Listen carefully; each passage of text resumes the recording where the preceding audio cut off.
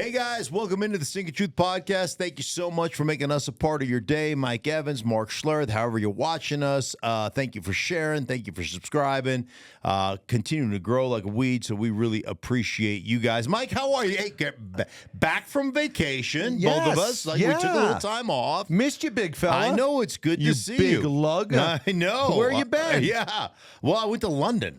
Okay. I went to London. There's a couple things that happened to me. One, I'm walking around London, right?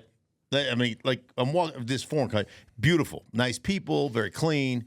But I start to recognize that I am an absolute giant. I'm like straight up from Jack and the Beanstalk. Like I'm one of the giants, wee little people over there. And I'm walking around thinking to myself two things. I'm thinking, one, doesn't anybody lift in this country? Like, you guys don't have weights in this country? What are you guys doing? You're tiny.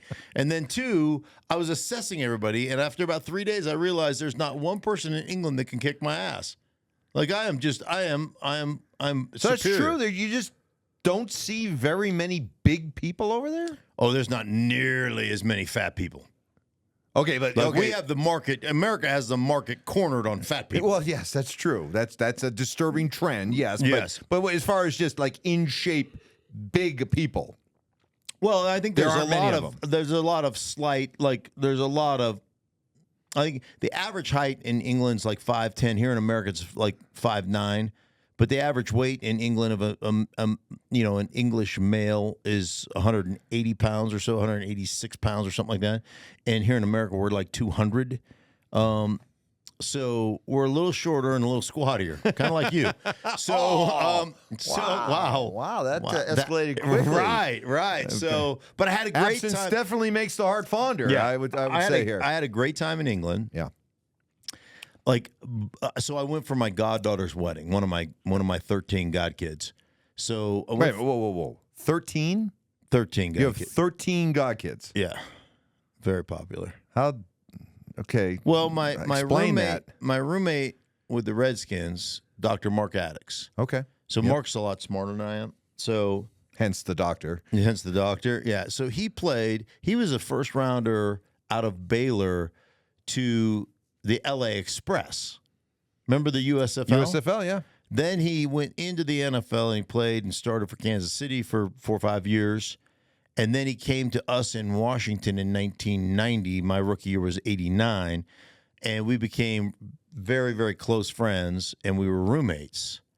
And so we, ended up rooming together for like 3 seasons before he retired with a back injury. And so he was the godfather to my kids, and I'm the godfather to his 5.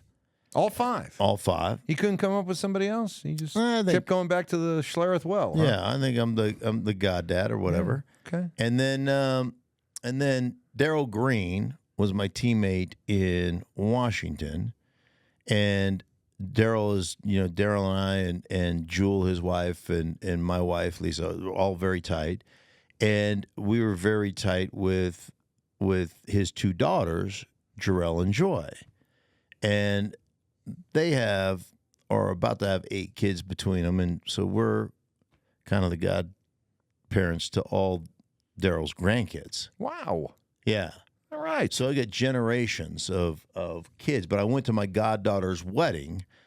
Like, one of the things that's really cool about England, so the church that they got married in was built in 1200. Isn't that amazing? And then they extended onto the church in 1500. Right. Then they did a refurbishing in 1800, right? I mean, got to get caught up to the times. Right. Like, so they have these big stone slabs as you walk in between the aisles and stuff, and there are engravings on them, and they're all like, you can only read about half of it because it's all worn off where people are walking, and like that stuff to me is so cool. I just like that was really awesome. But the whole time, I don't know about you, but like I'm on vacation and it's my buddy's wedding, and I just keep adding stuff up in my head like, oh man, how much did that flower arrangement cost? That's got to be what did it cost to rent this church? What did it cost to rent this manor? It's like this big castle that they're doing the post festivities, the welcome dinner, and they're doing, and I'm just like, I'm adding things up in my head going, like worried about my buddy. Like I'm gonna have to make a GoFundMe page. Like this is way too much You're money. just worried about how much money he's spending. Yeah, so I can't even enjoy it. I can't because all I can think about is how much money's getting spent. Well, at least it wasn't your money, so that's good. Yeah, nope. Great to be back. I was back in New England. You in New England? I was in New England visiting family, friends, and so it was a good time. Saw some Patriot fans, friends of mine, and it seems like they're on board with the whole rebuild in New England, right? And they're not in a hurry to see Drake. The first thing, you're bearing the lead. The first thing is every time you go back to see your buddies that you grew up with in the New England area, and you guys have your little boys' weekend. You always, you threw this out on a radio show, which was disturbing at the time. You get your back waxed. Oh yeah. You get your back waxed to go hang out with your buddies. Well, okay. I don't do the back wax for my buddies. It sounded like you back waxed for your buddies. There's plenty of you out there who belong to the Hairy Back Club. Okay, you know who you are, right? And don't be ashamed. But let's face it, you're like me. That when it's summertime and you're going to be out in pools and lakes and beaches and stuff, you don't want to be showing off a hairy back, right? So you do something about it. In this case, you kind of wax it a little bit. But I don't do it for my buddies. No, I thought you waxed it. It's not done for them. Like, hey guys, make sure you look what I did for you. Make sure you get the hair off the tramp stamp so you can really see the tramp stamp back there. No, there's no tramp stamp. Okay, so the back was waxed. What did the buddies say about the wax back? They didn't see it because it's just you grow up back east, a fair-haired guy, fair-skinned guy, had a little skin stuff, just being careful. So I had the swim shirt on. Wait a minute. Here we go. You wore a swim shirt? I wore a swim shirt, yeah. You wore it. I'm in my swim shirt. My swim shirt. I got my swim shirt on. So I was protecting my skin, okay? All right. So I got my floating. I'm floating. You're such a dick. You really are. You take something like I'm flying. Got my goggles. Where's my goggles? Who's got my goggles? I'm trying to be health conscious, and maybe some of you out there might be thinking about the same thing. Watch your skin. Be careful of your skin in the summer.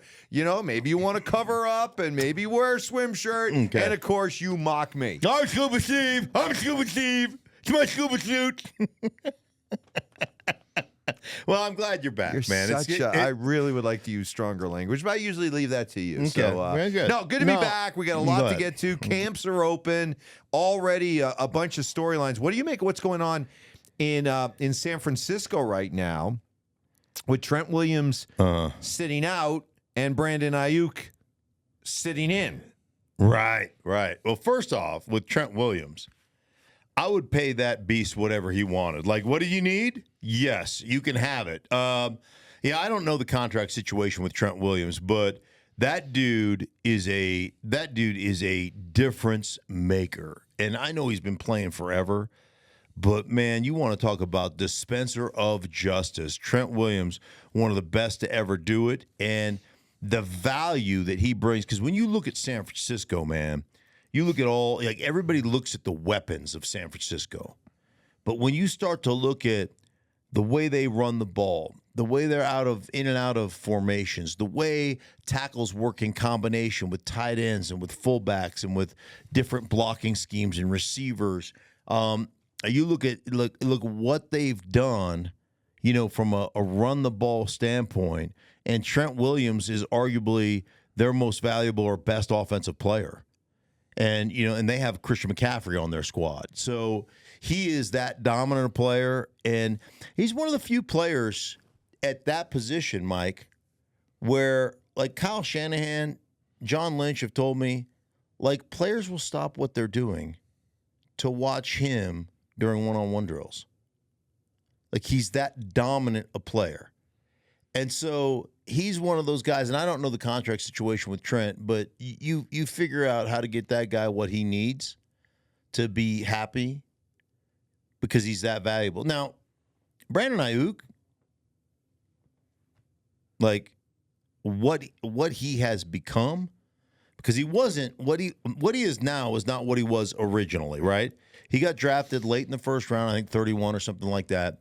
He is a good, solid player, in a really good system. But if I was ranking value of players on the San Francisco 49ers offense, so, I mean, Trent Williams notwithstanding, okay? Just if I'm not, that I won't call them the S word. You're talking about the skill position. Yeah, guys. I'm not. I don't use that. You don't use that? The periphery players. You hate that. Right. The ball handlers. If you ever, folks, want to get under Mark Schlereth's skin, two things. Ask him about his landscaping company, or ask him about skilled position players, don't even start. wide receivers, running backs, tight ends. Yeah, the most skilled position player, they need to take care of him. That's Trent Williams. He's got the most skill. Okay. So the periphery players, the ball handlers, those guys, if you look at the ball handler dudes in San Francisco, right, there are, like, where does he rank? Level of importance, where is he? Christian McCaffrey would be number one. Right. Then I would say probably Deebo Samuel be number two. Then I would go George Kittle would be number three. You could easily flip-flop those two, yeah. Yeah. And then I would go Brandon Aiyuk, and followed probably by Kyle Juszczyk as the fullback / But like, understand your value. Are you and you know how I feel about the value of the value of the wide receiver position and how it's gone haywire. It's crazy, right? So, but Brandon Aiyuk, understand where you are. Hey, do you deserve to get paid? Yeah, you deserve to get paid, but do you deserve to be a top 10 paid wide receiver in the National Football League? Absolutely not. What do you make of these sit-ins? So the idea of a sit-in is that you show up so that they can't fine you. Right. But then you say, I'm not going to do this drill or that drill. I'm here, but I'm not fully participating. Yeah, I think it's chicken shit. If you, drop a set of nuts and don't show up. Or show up. And if you're going to show up and you're going to be around your teammates and you're going to be in the locker room and you're going to do that, don't let them go out and do all the work and you just sit around. Either have the balls to sit out or come to camp and participate. I think the sit-in stuff is, I think it's, I don't know, it feels like it's toothless to me. I don't know. What do you think about it? I'd have a hard time facing my teammates. I would too. I would have a hard time.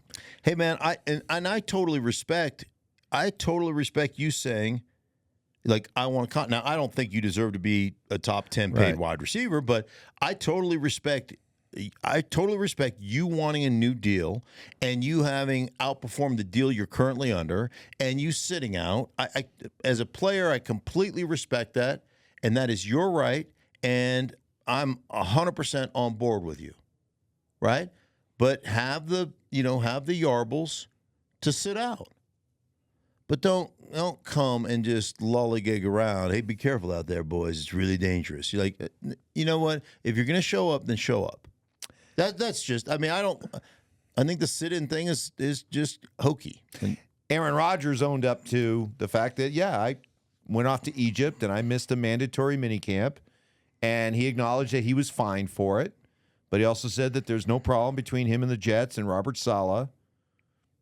Is there? Should there be? Any damage done by this? Oh, I don't know. I mean, Robert Saleh knows his whole career is dependent upon Aaron Rodgers being healthy. Listen, man, if Aaron Rodgers isn't healthy and can't play this year, Robert Saleh is going to get fired before the season ends. Yeah, but this isn't about being healthy. This was just him. He was healthy, and he just chose not to be at a minicamp. No. But I say going forward, from Robert Saleh's standpoint, is there any hard feelings? No. Hey, Aaron, we're going to have to fine you just because otherwise it doesn't look good with the rest of the team. But, you know what? Whatever. But if you're a teammate, are you looking at Aaron Rodgers a little differently? Is Aaron Rodgers still the same kind of force? Is he the same kind of respected leader? You just talked about the idea of Brandon Aiyuk. He's sitting in and other guys are working. Yeah. That was a mandatory minicamp that Rodgers said, see ya. Meanwhile, everyone else is working. Yeah. Do you lose a little respect in the room? Would it be something I would do? Absolutely not. There's no way, shape, or form. And I just think it's, when the mini camps are coming around, you can schedule your Egypt trip. Like your Egypt trip, you had 6 weeks off after the mini camps. Like you could have scheduled that a little bit better. So yeah, that would as a player bother me. But I also understand that, like, if Aaron Rodgers ain't playing quarterback for us, we ain't winning anything. And we've got an elite level defense, and we've addressed our offensive line. And we've got some young, players, periphery players that catch the ball and do those things. We've got, a young running back who really looks like he could be a big time player. I know I'm not going anywhere without Aaron Rodgers, but listen, man, would I forgive him? Absolutely. I know how important he is to us. But would it bother me, or would it? Yeah, I don't care for it. But that definitely becomes an issue if he's not playing well. Yeah, if he's playing well, then hey, then who cares? Who cares? And, right? And as far as the organization is concerned, listen, man, everything they have, like their careers as coaches and GMs are based on Aaron Rodgers. Because listen, Aaron Rodgers doesn't play and they lose. That staff is fired. If they lose with Aaron Rodgers, that staff is fired. So yeah, their whole livelihood in the NFL is dependent upon Aaron Rodgers. So excuse me, in Buffalo, that's kind of the idea. Excuse me, I get very emotional talking about the Bills and how they've just fallen short. But how about Brandon Beane coming out and responding to an anonymous executive? Oh, you got to love these anonymous quotes. An anonymous executive saying that Josh Allen was overrated, to which Brandon Beane responded by saying, quote, "There are idiots everywhere." Yeah, I agree with Brandon Beane. There are idiots everywhere. And, and listen, man, Josh Allen is a tremendous talent. I believe that Josh Allen would be better in Buffalo, or they would be better as a football team if they were a more balanced offense and quit relying on Josh Allen in the games to go win them everything. But that's me. That's my own personal football philosophy. I think that's true, and that can be true with any quarterback in the National Football League. Probably not named Mahomes, right? Mm-hmm. But even Mahomes and the Kansas City Chiefs were far more balanced toward the end of the stretch, or the end stretch where they were, going on to win another championship last year with Isaiah Pacheco and their running game, and the fact that they really struggled developing a wide receiver. Rice was actually good toward the end of the season, but you know what I'm saying. So, I think that's true for anybody, but there's no question about Josh Allen's tremendous talent. The guy is unbelievably talented, and oftentimes I believe that he makes a lot of, makes some poor decisions based upon they put him in a situation to go win us games. But what category would you put him in? Okay, if he's not overrated, like what category would you put him? Is there kind of a similar category to what you put Lamar Jackson in? Got a lot of heat for it. But the idea that Lamar Jackson has, there may not be another player that has more pressure on him than Lamar Jackson. Right. Because of the two MVPs and everything. Right. Josh Allen doesn't have the kind of regular season resume that Lamar Jackson has. But could you fairly put Josh Allen in that same kind of category that, hey, you're one of the select players in the NFL where there's a lot of pressure on you to go to that next level? Sure, absolutely. Doesn't mean you're overrated, but it means that, hey, there's a certain level of put up or shut up that you've now arrived at. You've got a ton of pressure, and I would say, was it Josh Allen's fault that he drove them down in Kansas City the last seconds to go ahead and what looked like a win with 13 seconds left, and they don't mortar kick and they let them, down the ball and not eat up 5 seconds on the clock, and then they give up the play to Travis Kelce and they're able to kick a field goal to tie the game up? Was that his fault, or is that just malfeasance on the part of the coaching staff? Like that would be really bad coaching. And I know that we can go back and forth with coaching decisions across the board. But yeah, he's got a ton of pressure to win on. Like, you look at Buffalo and you look at the history of the Buffalo Bills and you look at those 4 championship games that they went to and got shellacked in all 4 of them. He's got a ton of pressure because of the history of the Buffalo Bills and the fact that he is one of the elite quarterbacks in the National Football League.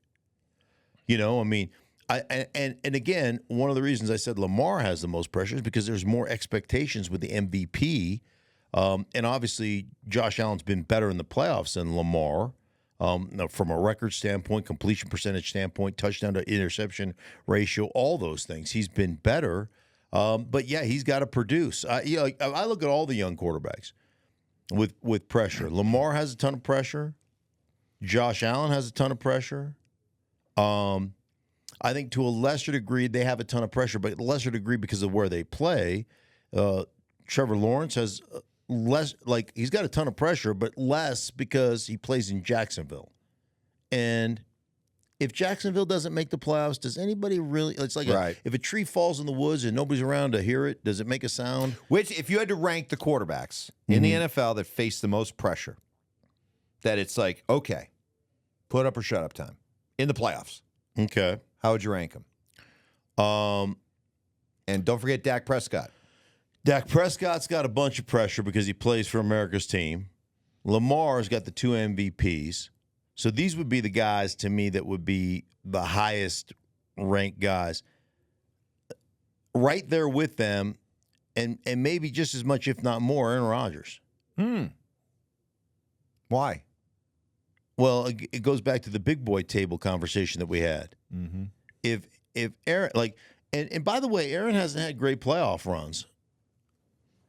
Not lately. No. So, Aaron hasn't won a Super Bowl in over a decade. I think it's over a decade. And he hasn't, they lost a game to San Francisco where Jimmy Garoppolo threw the ball 8 times. That's not Aaron's fault that they couldn't stop him on. But listen, man, you're going to have to produce and you're going to have to, lead the Jets. And to go down, you're always going to go down as one of the greatest quarterbacks that's ever played in the National Football League because of your 4 MVPs. But when we start talking about, what are the differentiators, it's always going to be Super Bowls are always going to be part of that equation. And one Super Bowl doesn't get you on, doesn't get you on the big boy table.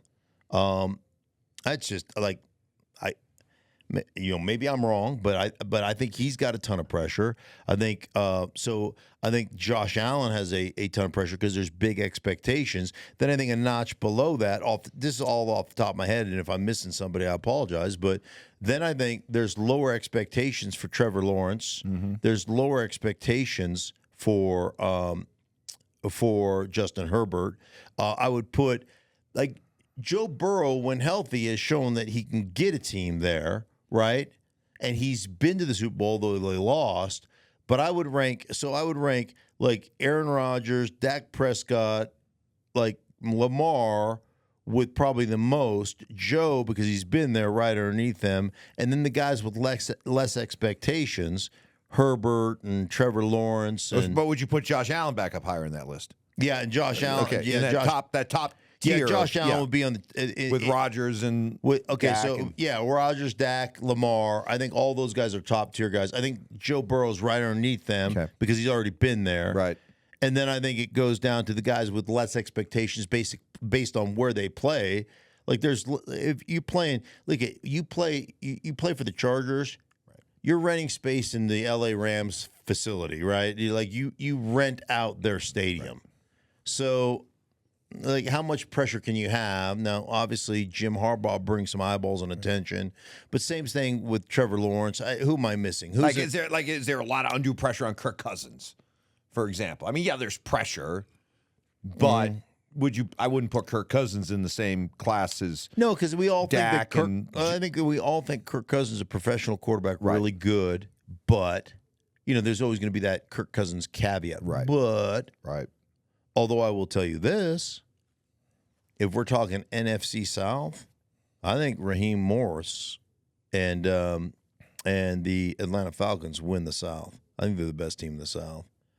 And I think they should have won 10, 11 games last year, and the quarterback situation in Atlanta cost them. And I think part of part of the problem was Arthur Smith trying to accelerate the quarterback development of Des Ridder, where he should have just said, Des, I'm not going to let you lose games for us. I'm going to manage you, and we're going to run the snot out of the ball and do all that stuff. You like Atlanta to win the South, but is the South like such a little kid's table that, okay, you won the South, but congratulations? Or do you look at them, or do you look at Atlanta as a legitimate dark horse NFC team?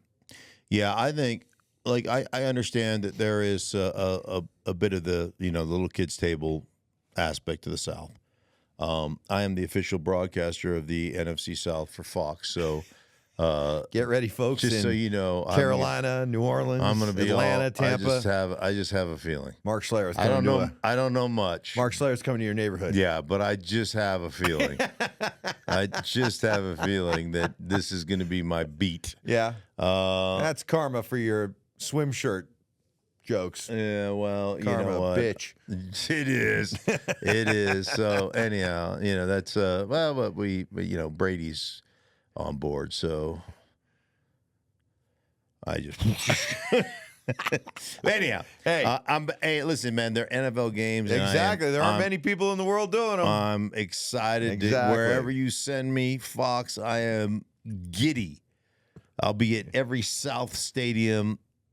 And my son and my grandkids are moving to Tampa anyhow because my son's coaching at South Florida. I'd love to do a bunch of Tampa games. As much as I love to bust your balls, okay, yeah. let it be known that doesn't matter the magnitude of the game. No analyst in the NFL on any network will work harder than this guy. Well, nobody. I may not be worth a crap though, but whatever. Doesn't matter. I just want to get that out there. No, but I think that you look at. You look at Bates, you look at some of the guys they have on the defensive side. They should, Grady Jarrett should come back. He's an awesome player towards ACL last year. Who'd they draft? Did they draft an edge guy, or did they pick up a couple edge guys that was the biggest thing defensively they were missing is a real true edge pass rusher. And now it's off the top of my head, I can't remember, but I know they addressed the situation. And then don't worry, when it's all said and done, nobody will know more about the Atlanta Falcons than you. It's a great call. But I think Kirk Cousins legitimizes them, and I think they win that division. I think they'll be a team that surprises some folks, like how good they could. Could they be like Detroit last year? Yeah. A team that all of a sudden you look up and you're like, wow, right? They're in the And NFC Championship game. And Detroit, I think, should even be better because they've addressed some of their defensive weaknesses that they were able to overcome by being a better offense than most people. You love lists. You love a good list. We've had fun with the list this summer. ESPN put together a list of their top 25 NFL players over the last 25 years. Okay. So basically everybody in the 2000s. Okay.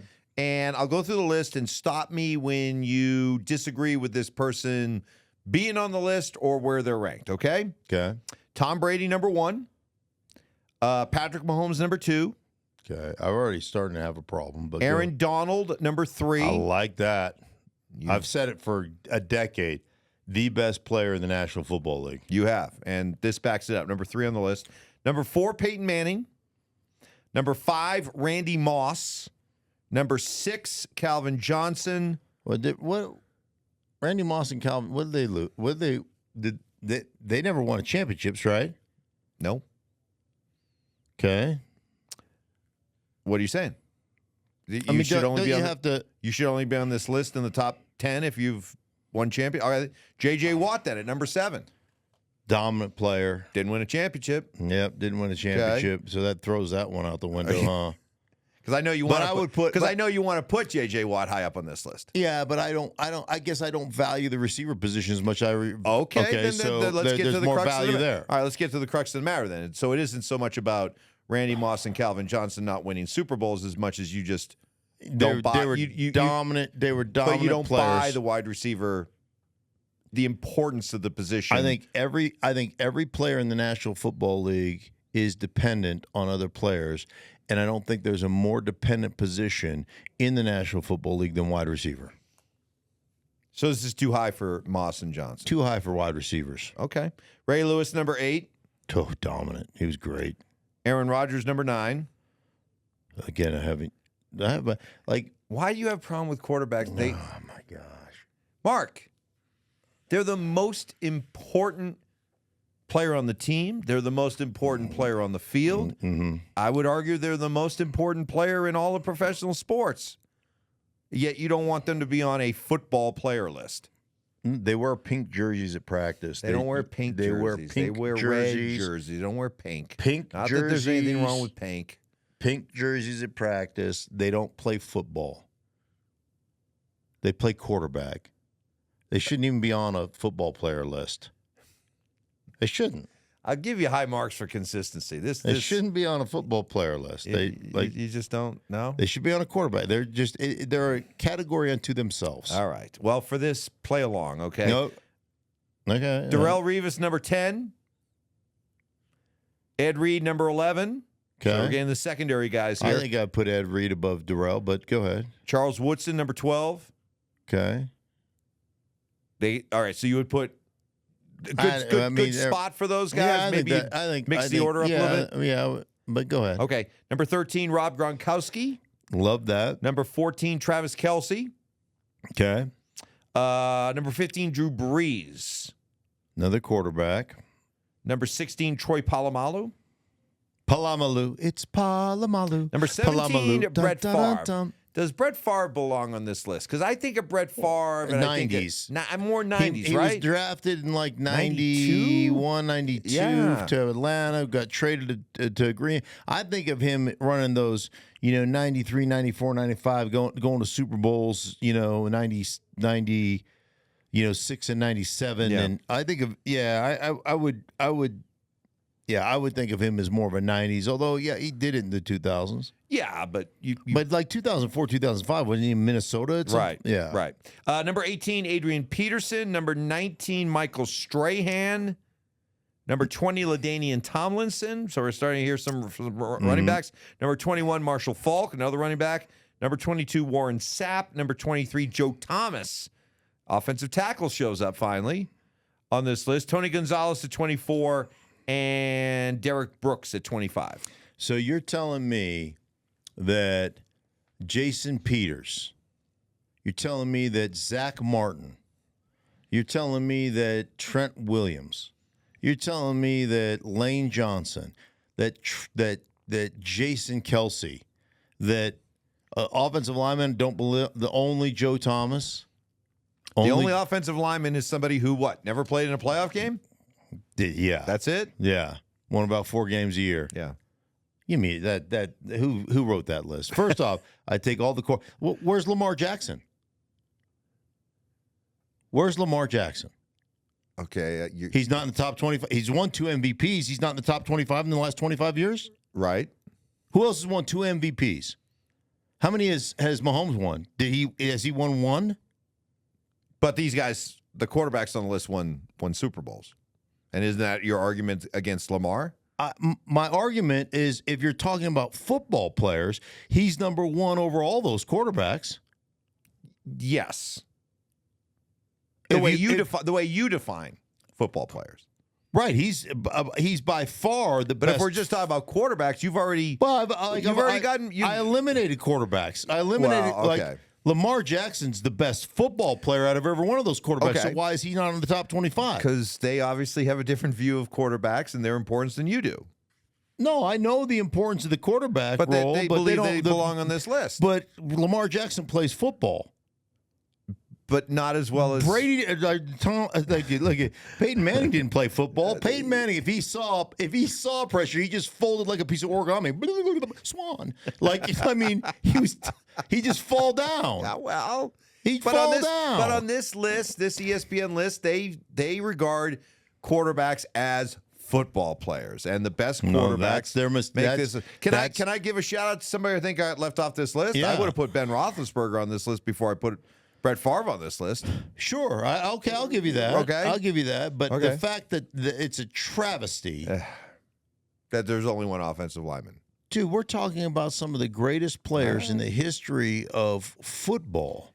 Well, to your point, I think left off that list. I think what legitimate because I agree with you that Randy Moss and Calvin Johnson are way too high at 5 and 6, way too high. Because I am with you in that regard. The wide receiver dependent position.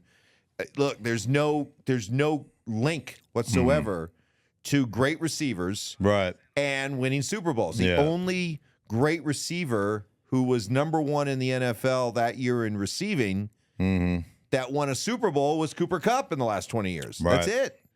So I wouldn't put I'd put Moss and Johnson on the list, but I wouldn't put them that high. I mean, they'd be well down in the teens for me. You know why they kept Lamar off that list? Why? Because they've never gotten him a #1 receiver in Baltimore. If only he had a #1 receiver, Only Mike. had #1 receiver. Could you imagine? Then he'd be on that. He'd be on that list. That's right. Yeah. So send your ire toward ESPN. Lamar Stan. Send it to not to me. I just supported your guy. Send it to ESPN. It's just a travesty. I mean it. How about that? All right. Right? Strong finish. Don't bring it to me. By the way, did you see John Harbaugh put a preemptive strike? I think, do you think he was aware of what you've been through with Raven fans? I called or Lamar fans? Yeah, I called him and said, hey, listen, just to give you a heads up, when you have your introductory press conference, you may catch a couple strays on my behalf. Just kind of want to tell you what's going on. So I don't know if that was a preemptive strike. Because he came out and said what? He came out and said Lamar's going to be the greatest quarterback that's ever played in the history of the National Football League. No pressure. What would he have to? Yeah, exactly. All you said was he had to win one Super Bowl. All right. I just said According to Harbaugh, all I said is he's got pressure and he's got to play better in the playoffs. Right. Harbaugh now just set a bar where he has to win. Brady, Manning. Well, think about it. If Lamar Jackson would ever have the hope of being looked upon that way, first of all, he would have to beat head-to-head Patrick Mahomes enough times to leapfrog Mahomes and win 4 Super Bowls. I mean, think about that.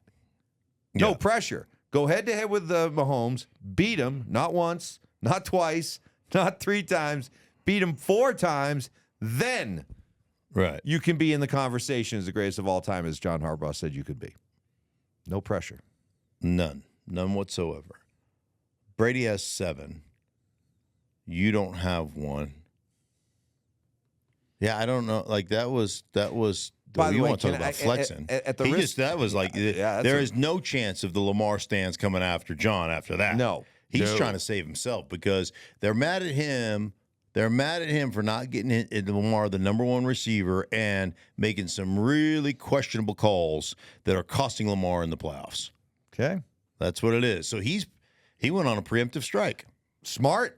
After he saw the heat you went through. Yeah, exactly. He felt it. He felt my heat. He goes, I don't want that smoke. No, nobody wants that smoke. No one wants that smoke. Hey, for everybody involved in the Stinkin Truth podcast, we appreciate you guys. Thank you so much for being a part of the show. Shoot us a question. I will try to answer those questions. For Mike, I am Mark. We'll be back with you guys multiple times next week as we continue to roll on into the season. Training camp is here. It's an exciting time. We appreciate you being a part of our show.